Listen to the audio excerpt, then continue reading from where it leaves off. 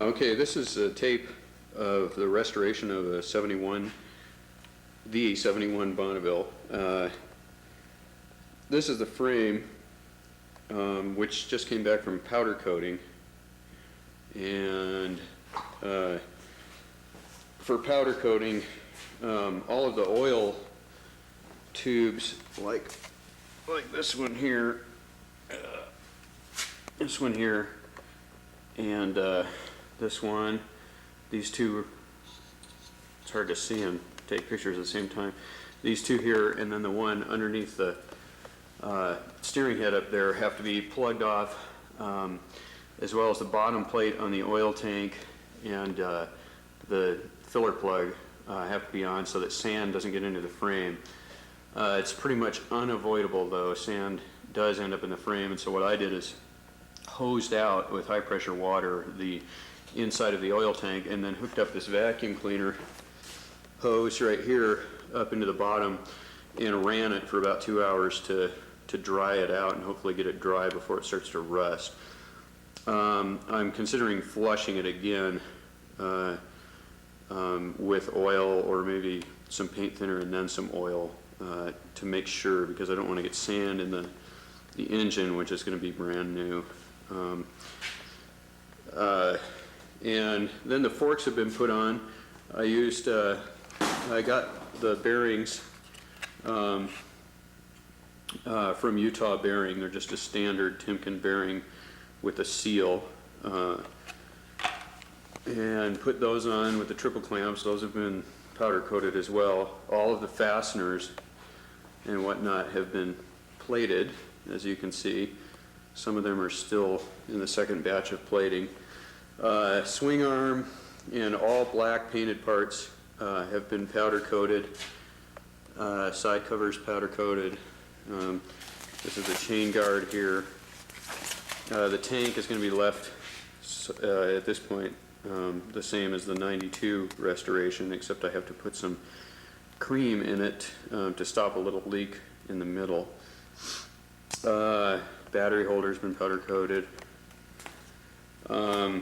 All the rubber parts have been replaced, or most of them have been replaced. And more little tiny fasteners that have been plated. Even the horn bracket was powder coated. Nuts and washers, I went out and bought a bunch of new ones and had them plated, CAD plated, the same as the other fasteners to match them. And some of the studs are new as well. Other parts that were plated are like the oil pump and the breather, springs, parts like that. So I'll continue with the frame. I guess the only thing I didn't get on video, since I did it before I started this tape, was the wheels and the forks.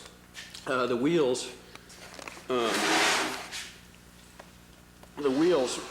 the hubs were blasted and coated with a ceramic aluminum coating that can be polished.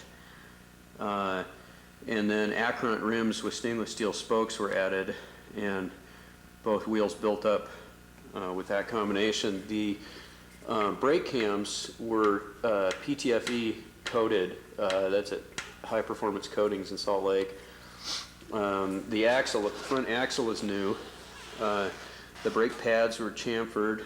The fork legs, which are the 71 variety with the ridge on the side, were polished so that they look smooth and shiny instead of the sand cast look of the original bike. New fork seals. The damper tube in one of the legs, I can't remember which one, had been badly pitted and corroded. And it looks like they replaced maybe one of them on the original restoration because it was almost brand new, and I got another new part. So both fork damper tubes or damper rods rather are new, as well as the metal rubber combination seals in the bottom of the fork legs. And one of the fork caps was replaced because it was cracked. All 8 fork studs were removed and plated and reinserted. And then the fork tubes and sliders were cleaned out thoroughly.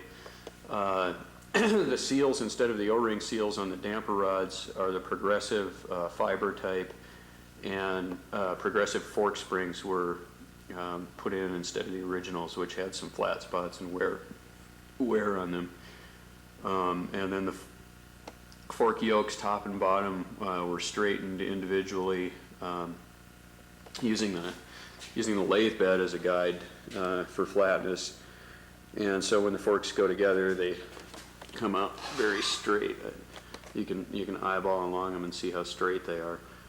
And then the steering bearings were installed and adjusted. The lower steering bearing is a little loose on the yoke, so I put RC 609 on that bottom on the bottom race. And torqued the fork bolts to 30 foot-pounds, as well as the clamp bolt. That's just a guess. I'm going to try and develop some good torque settings for things. The front tire is not mounted yet. This is a Continental Blitz, which is difficult to get seated on the bead. I'm going to try it again, but I might end up putting another kind of tire on. The rear wheel is the same story with the ceramic coating. The sprocket was cleaned up, fasteners plated and put back together, stainless steel spokes, Acronaut rim. The speedo drive I completely disassembled, and the ring, that screws into the hub is a new part that I CAD plated to match everything, because the old one was pitted, and then the speedo drive was re-lubed and polished and put back together. The front brake drum was turned by Ron Klein at Klein Tool to within probably a thousandths run out to allow closer adjustment of the brake. I'd had it turned before. There's plenty of material left, but the run out was about 5 or 8 thousandths, which doesn't really cause the brake to vibrate, but it makes it so that you have to adjust it looser. And the rear brake plate doesn't have the stud or the cam on it yet. I'll put those on when I install the wheel. The rear tire is a Continental Blitz, and that one mounted up okay with some tire mounting lube, Mount-O-Matic.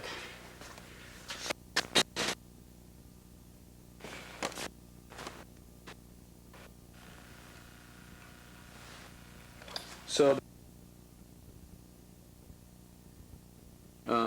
I put the stud back in the brake plate, and I'm mounting the fork and clamping it all up. Then I'm going to take the springs out and make sure the fork slides smoothly, and then fill it with oil and measure the oil level, because the progressive springs are a little bit different volume, and see if 190 cc's is okay. Might have to go to 180 or something. And then I'll get that finished up, get the nuts tightened up, and then put the swing arm on.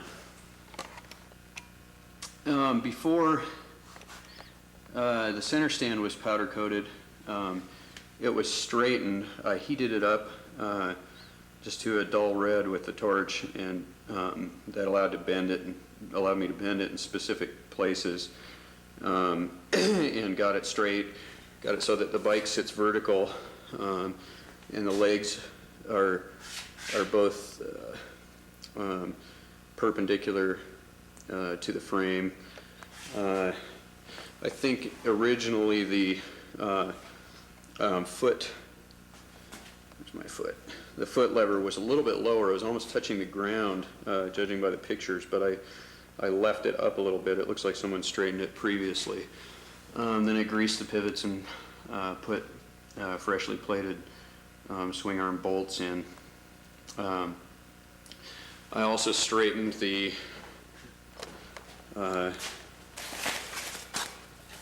both foot peg mounts, and a little bit on the shifter lever to get everything perpendicular to the bike and level. I think a lot of people, when they try and straighten these foot peg mounts, just grab the end of it and start bending, and it puts a curve in this section here and makes the foot peg rubber a funny angle. So you need to straighten it from the inside out, again using heat. Okay, so I'll go ahead and set up the forks. Okay, the fork springs are removed, and then you can pull the forks all the way down with the frame and back up.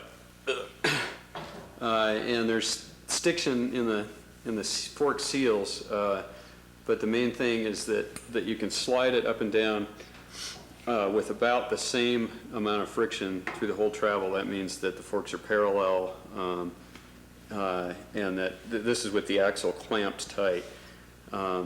Means that they slide the whole way without tightening up, and they look real good. They're easy to slide.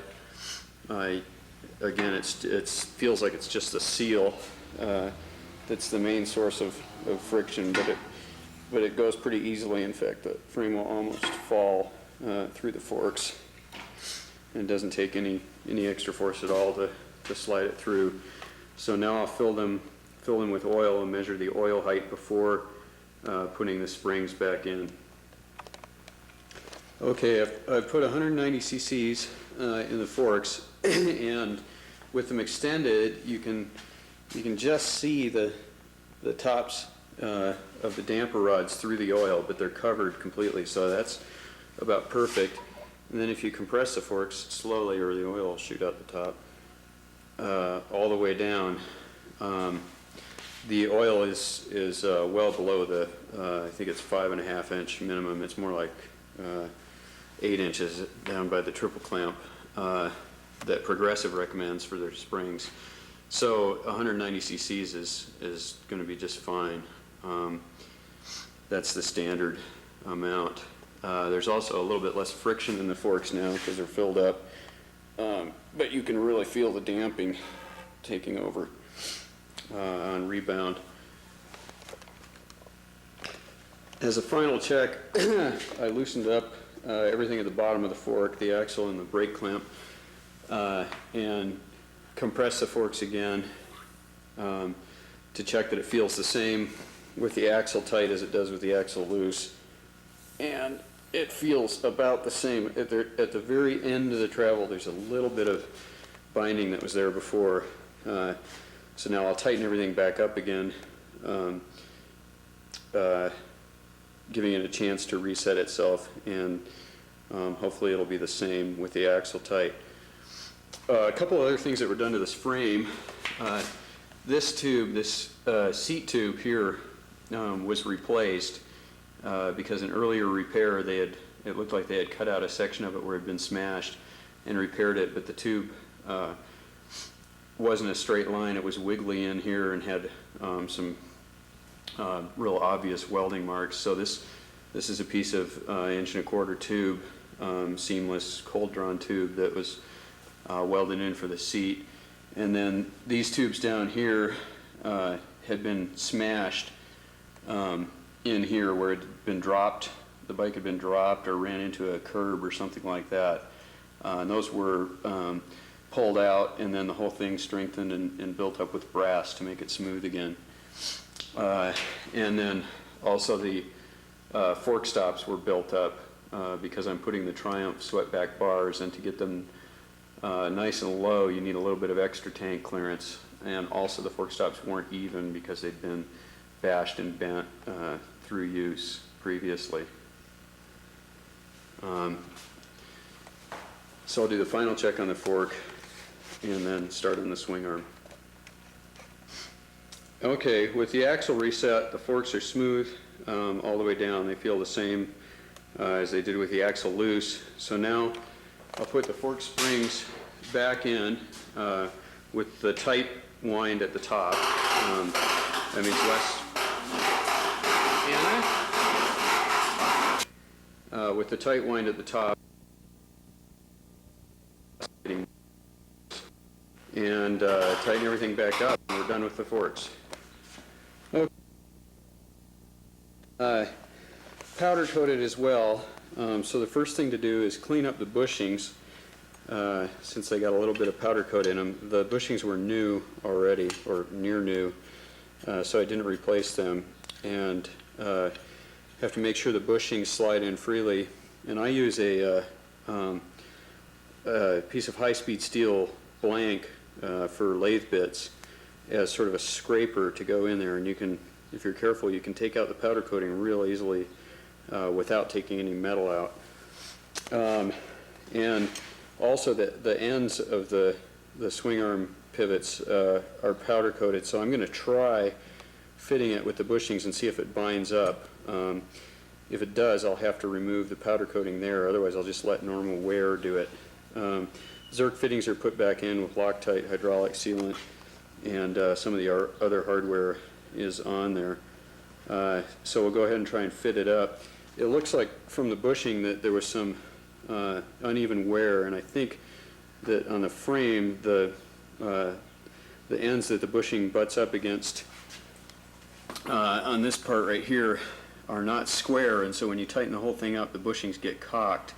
And so I'm going to probably end up working a little bit on that surface to try and straighten it out, because I want the swing arm to swing really freely. The rear suspension was not very forgiving before, and I think that's one of the reasons, because the swing arm was very, very tight. So I'll work on that and mount up the swing arm.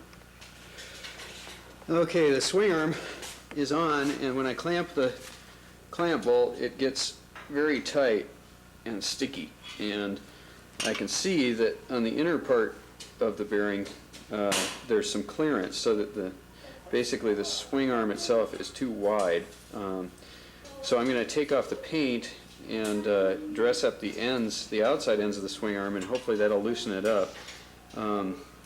Ideally, you'd probably also want to shim the inside of this. I'll maybe get some shims later to tighten it up, but it's going to locate this way on the ends of the swing arm instead of on all four surfaces, which is probably normal for a Triumph.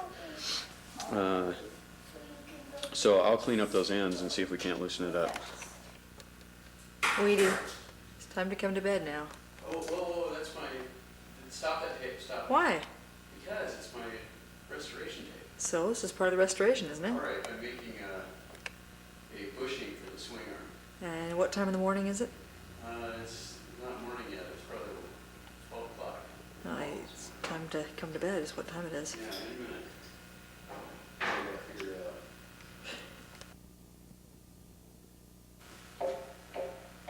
Okay, got a little bit ahead of myself here without taking pictures, but the swing arm is back on. The problem with the binding was that the surfaces of the frame, right here where the the inside of the swing arm butts against the frame, were canted a little bit. Ideally, you'd want to use some sort of a like an aircraft hole saw or something to square up those ends, but I did it with a file, and carefully I put the bolt through in one of the steel bushings on the inside of the swing arm and pushed it up against there and checked for squareness and put some, I used a magic marker, or you could use layout die or whatever, and rotate the bushing against it to see where the high spots are, and then file down until the frame is flat and square on both sides. Then when you tighten up the bolt, it doesn't tend to cant those bushings. They were going up like this on either side, and that's what was binding the swing arm. So make sure you have plenty of end play, and then clamp it real tight and make sure that it's still free to swing. Once I got the bushings to be parallel, then I had quite a bit of end play. So on this other side here, in between the inside of the swing arm and this frame piece, I pushed the swing arm all the way over and then measured with a feeler gauge the gap in there, and then I made a shim out of Torlon 4301, which is a graphite impregnated Torlon, real strong and wear resistant material for bushings and stuff. And then I put it in. It was a little bit too tight. I shaved it down just on some sandpaper until the shim was just the right size. Now the swing arm swings freely and has no side play at all. Ideally, you'd probably want to put some of those shims on the outside too, so that you have 4 total areas for for lateral bearing. But I think I'll just see how this wears, and it probably should be just fine. Then I put the shocks on, nothing special there.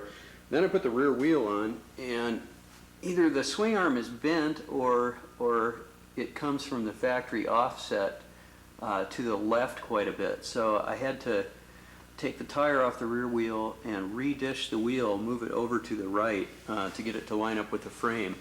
And I used a straight edge from the engine mounting points and this tube here to line up the front of the rim, and then I went off of the rim to the tube to make sure that it was dished correctly and aligned correctly. Everything lines up perfectly now, and then tighten the wheel back up and put the tire back on. And then I put the fender on. Most of that was still together. And the forks are all done from before. So now I'm putting the engine back together. I put new cam bushings in the engine. There's 2 here and 2 here. I only replaced the exhaust one on this side. And then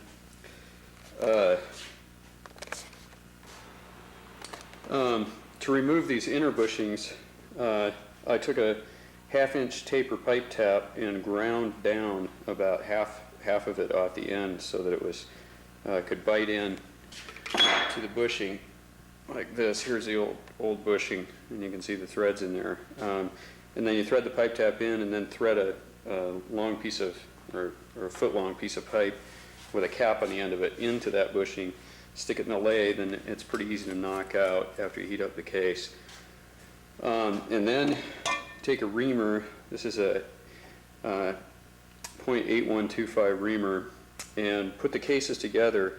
Drop the reamer through the outer bushing and ream out the inner bushing using this piece here on the reamer.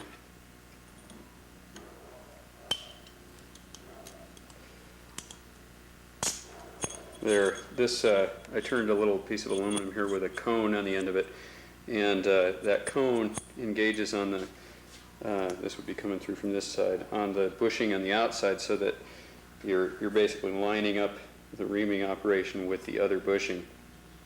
So both of these bushings are in factory spec, and then these are 2 new bushings. The intake bushing, when I bolt up the cases and bolt the cylinder on, has good clearance, and the cam rotates freely. The exhaust was a little bit tight, so I found the high spots and took them down a tiny bit with some paper on this bushing, because I don't have a reamer for this side. Ideally, you'd want to ream that side too.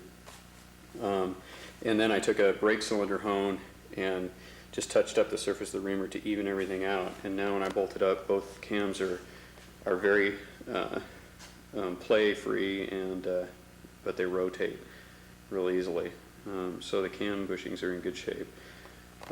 Pressed the bearings back in the cases, put the bearing insert clip and seal, new seal in this side, and I'm ready to put them back together, put some gasket sealant on them, drop the crank in, and bolt it up. The crank, the sludge trap, which is underneath that screw right there, came out and was cleaned out, and the 3 flywheel bolts were removed and cleaned up and Loctited and put back in. Connecting rods were polished because I had some scratches on them from previous rebuilds, which make stress concentrations and can break the rod. Put the bearing on. I put a little bit of RC609 Loctite on this bearing to hold it on. These bearings seem a little loose to me, but it makes it easier to assemble and disassemble the engine, and there's no evidence that this bearing was turning on here, even though it does seem a little bit loose. The 609 sets up so quick that I probably won't put any on this bearing when I reassemble it. just because I could end up preloading the bearing if it locked up before I had the cases tightened down. New nuts for the rod bolts. No new rod bolts. They probably should be replaced, but they stretch 5/1000ths just like the book says they should, so they should be fine. Let's see. The crank was turned down to 10 undersize and polished, and then new bearing shells are put in here. The right rod seems a little on the tight side to me. I'm hoping that it's just because it's a new bearing and it hasn't settled in yet.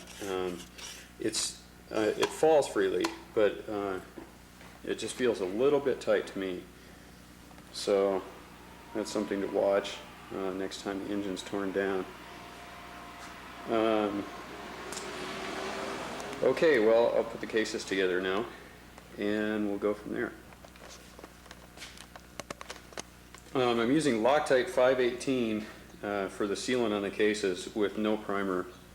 The primer makes it set up a lot quicker and also helps it cover bigger gaps, but these cases fit well within the 10/1000ths recommended for this sealant. This stuff starts to set up immediately as soon as there's no air. It's like super glue. So I need to get the cases set up pretty quickly once they make contact and start to get tightened down. And I'm going to bolt the cylinder onto the top to line up the cases as I tighten them down. Okay, the cases are bolted up and torqued with blue Loctite on the bolts. And bolted up with the cylinder bolted to the top to align the surface. The crank rotates freely. Cams rotate freely. Everything should be good. Next I'll put the transmission on before I put it in the frame because it would be a little bit easier to index it out of the bike. So I'll assemble the transmission and then put the unit in the bike. I'm doing a quick check of the operation of the exhaust cam since it's a new cam, and you can see the tappets operating independently. It looked to me like the lobes were displaced this way a little bit more than the old cam, and I want to make sure that the right hand lobe wasn't catching the left hand tappet and causing both tappets to go off of one lobe, but it looks like everything's lined up pretty well and they seem to be operating real smooth.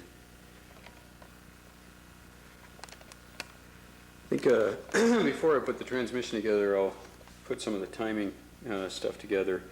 Put a new Woodruff key on the crank and the crank washer, and then we'll put the timing pinion and the cam pinions on, and then we'll worry about timing it with the idler wheel later. Okay, all the timing pinions are on, timing gears. I don't like the idea of torquing on the con rods with a bar through them like they recommend in the book, but I did use it just to the point where I could press the gears onto the shafts, but I didn't do a final torquing of the nuts, and that was a fairly light force, so I don't think that's going to hurt the small end bushings as much or at all compared to actually trying to torque these down. So after the engine's all together and we have the drive chain on, and I can brake the engine, then I'll do the final torque on these and put the oil pump and the cover on. So now I'm going to start on the transmission. As a final check on the cam bushings, I checked the end float on the cams. The inlet was 9/1000ths and the exhaust was 19/1000ths. The spec is 13 to 20, so the inlet cam is a little on the tight side, although that doesn't really matter that much. It's the having one on the loose side that probably matters more. As the cases expand, that's going to tighten up. So when the engine gets real hot, we probably want to check that float again. So we can run it for a while, take the cover off, and check the end float while the engine's hot. Actually, that's not correct. The end float of the cam is just determined by the shoulder on the cam on this end only, and so the expansion of the whole case won't matter, just the expansion of this end of the case. So I think what I'll do is just heat up the case on this side and then check it again. Okay, with the case hot, the end float is still about 9. It's about reduced maybe a half of a thousandth, so the expansion of the bushing is not enough to make any difference, and we'll go with that. Okay, a whole bunch of things were done to the transmission. One is, instead of using the old leaf spring detent that was unique to the 71 and I think 72, which is a hard to find part. In fact, I couldn't even find the support spring. And also that was eliminated in 73. I put the plunger detent in and mounted the case up on the lathe and used the mill to drill a hole to put one of these plunger type detents in.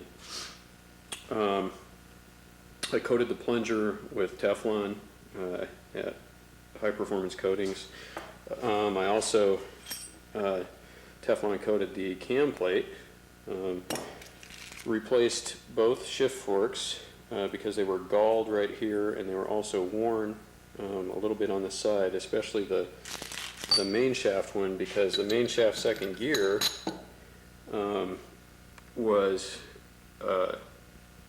defective from the factory as far as I could tell. When they cut the splines, it cut into this surface here, and the gear was probably wobbling on the shaft a little bit. I checked the main shaft run out and it's straight, so I got a new second gear, main shaft second gear, and replaced the bearings, both needle bearings and the ball bearing for the output. I put a new bushing in the high gear.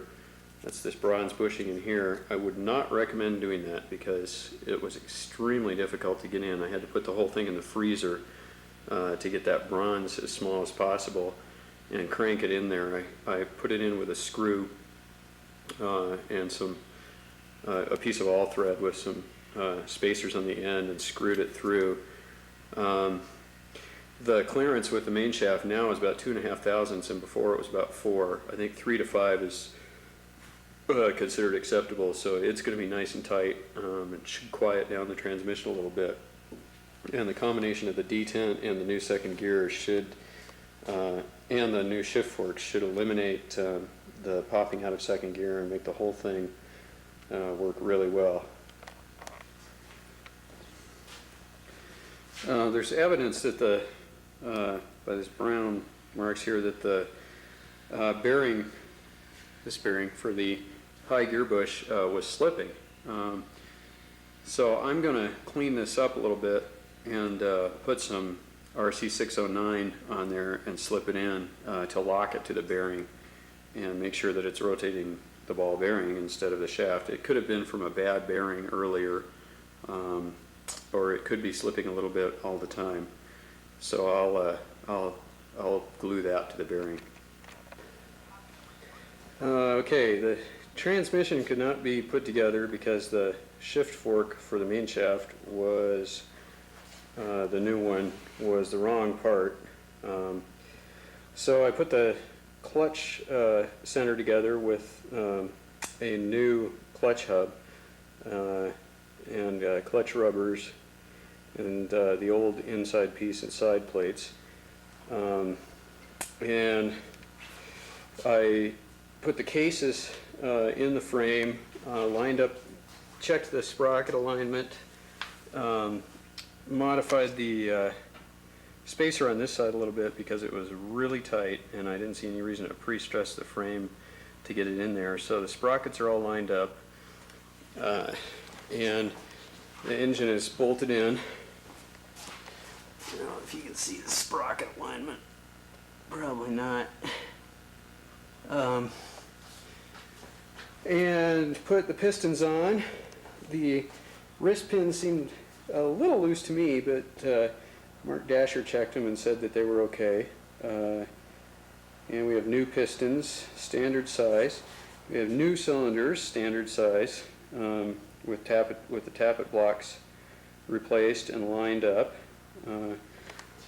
They're lined up precisely this way, with a straight edge against the cylinders. And we have 4 brand new tappets.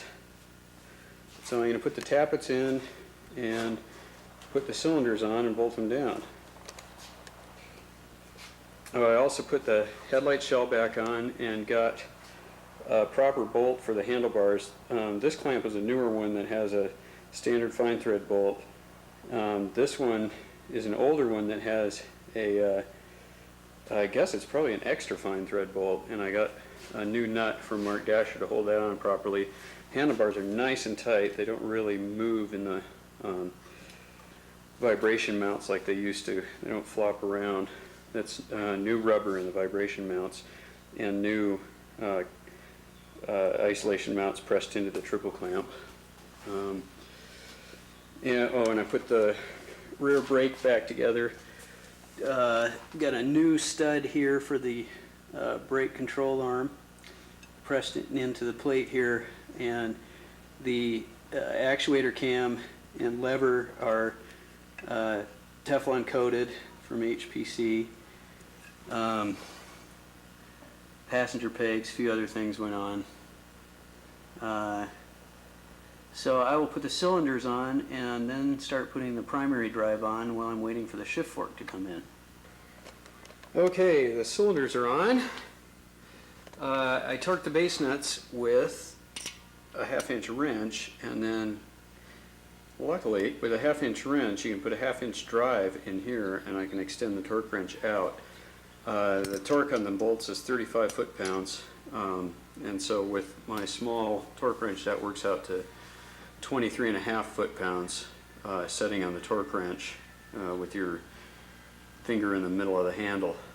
I think at this point I'm going to put the chain on and put the main shaft in the transmission so that I can tighten the sprocket and then put the primary drive on, and I'll be able to lock everything down and tighten up the timing side of the engine, put the cover on, and go from there. Okay, I've got the cylinder on and the cylinder head, pushrod tubes, no sealant in the pushrod tubes. We'll see how that does. The rocker boxes, there's some spacers that they say go under these bolts here on the rocker boxes, but I measured on the inside and the gap varies by quite a bit, and I think the idea was maybe to lock this down tight on top of the cylinder head bolts to avoid having any change in the valve clearance setting. But I just torqued everything down evenly, and I'm going to run it and see if the settings hold. Otherwise I might make some spacers that fit really well there. Put the engine strap back on, put the chain on, and got the rear brake set up, the rear brake switch. I tightened the chain, the main sprocket, put the cover plate back on with a new seal, and now I'm going to put the clutch on because I figured out I can put the transmission together without pulling the main shaft out. It's a little bit tricky, but it can be done. Okay, I put new wrist pin bushings in. I decided that I was a little too worried about them being loose, and they're pressed in, and now I'm reaming them. And then I'll put all the barrels back together. The clutch with the new aluminum clutch pressure plate is in there. I cut down the push rod and hardened the end. I made a new clamp for the oil drip tube in the primary. The rest of the bike is pretty much together. It's all wired up. Where's the bike? There it is. I put a halogen headlight in. There's new cables everywhere. Got the brake on. The front brake cable doesn't have a switch. Put the transmission together. Foot pegs, airbox, seat, electrics. Everything is just about there. So I need to finish these wrist pins and put the cylinder and head back on, and rocker boxes, and we'll be ready to go. To ream these bushings, I made a bushing that goes in the opposite connecting rod and locates the shaft of the reamer so that the bores are parallel this way, and I use the old bushing to ream this one, and then of course the new bushing to ream that one, and so they're lined up with each other, which should make them pretty close to lined up with the crankshaft, and also keeps the reamer from getting cocked. So they should line up pretty good. I'll check the wrist pins for alignment after I'm done. Okay, about an hour and a half later, just tweaking with the reamer. The wrist pins are a very easy sliding fit with no play, even way out here. They're really a nice fit. Now I got to drill the oil holes in the top, and then the engine's ready for reassembly. Well, everything is pretty much together. Tachometer, gas tank, carburetors. I put a little bit of gas in it, and we are ready, I think, to fire it up for the first time.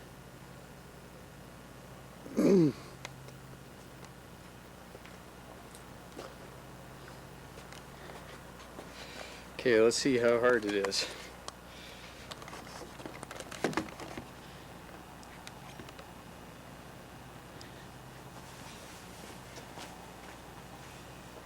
Tickle.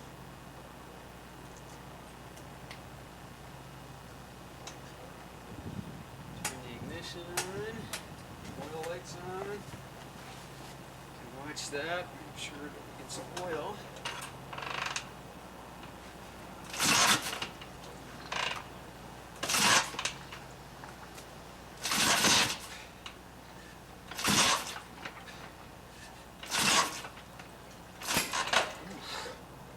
Compression.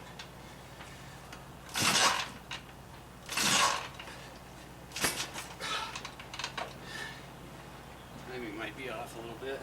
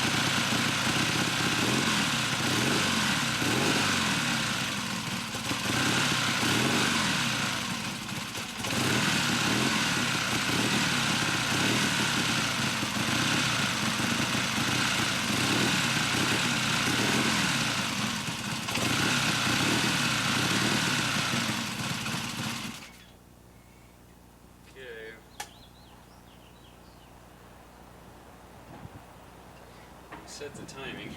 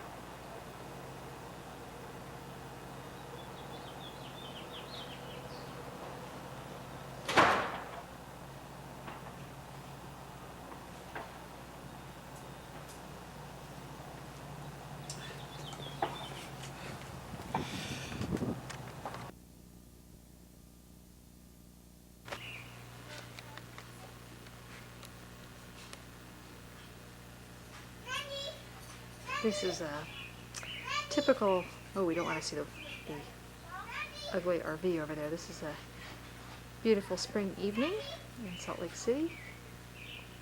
Just barely got spring. It's the end of April. It was late this year.